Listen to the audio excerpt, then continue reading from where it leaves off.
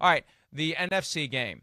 The last time the Packers and the Buccaneers, Bay of Pigs, got together, it was a pig-type day for the Packers, up 10-0. Then the wheels came off. They lost 38-10. Here's Packers coach Matt LaFleur on the last time his team saw the Buccaneers. Well, anytime you get beat 38-10, it's hard to say it's not as bad as it looked. They did a good job. You got to give them credit. They were more prepared to play than our group was. So, but I think you always got to take everything you can out of every situation. You're always learning. I think our team has come a long way from that day. But everything's just words at this point. Yeah, look, we saw this weekend what happens when a team gets swept during the regular season. And statistically, it is more difficult for the team that lost the first two to win the third one, but the Buccaneers pulled it off. And that's all the proof the Packers need to say that 38-10 was an aberration.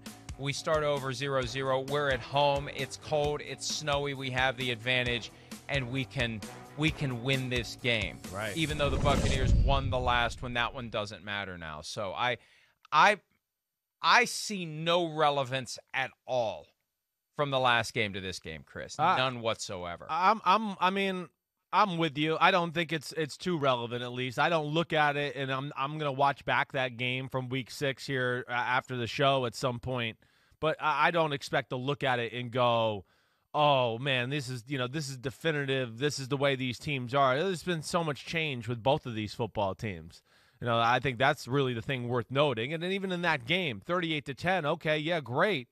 But I think, that game was very close to teetering the other way at one point. Yeah, 10-0, the pick six. Okay, now it's 10-7. He throws another interception that gets the slant route to Devontae Adams in the right that goes through his hands, gets intercepted, gets returned down to the 2 or 3 yard line.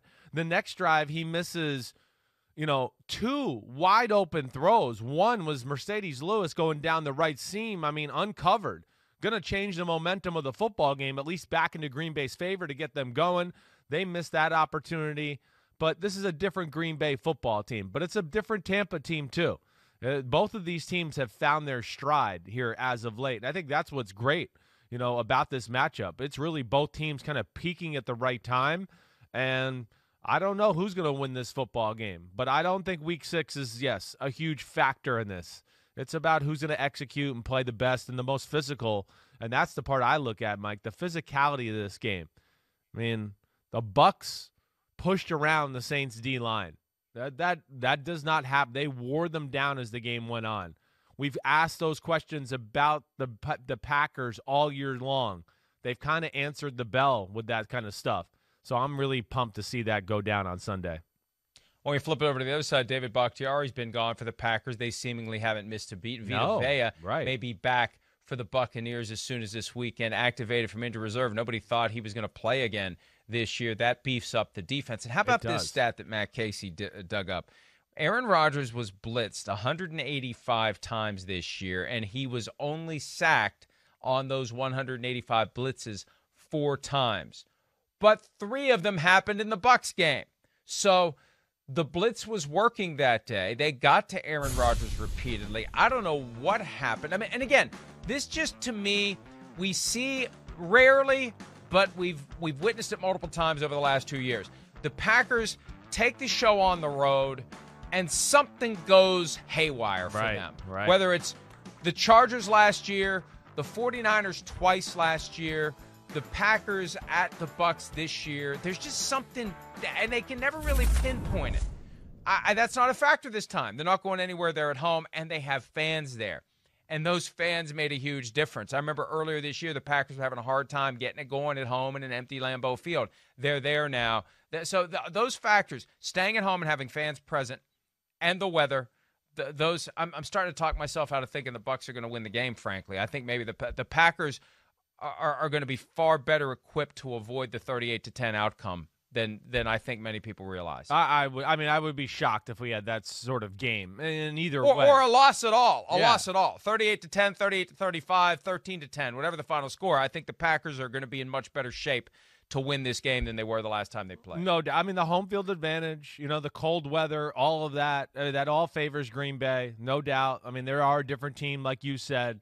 I think, you talked about the blitz and how he's been sacked 5 times all year. 3 of them were that game. Hey, that's an advantage Green Bay, too. Okay, that's what they did. They did something a little creative on us. We know what to expect from them now, from that aspect altogether. They'll be ready for the Bucs' plan of attack as far as how they're going to play them this time. And I think the biggest thing, too, is the Packers' offensive line is so much better now than it was then.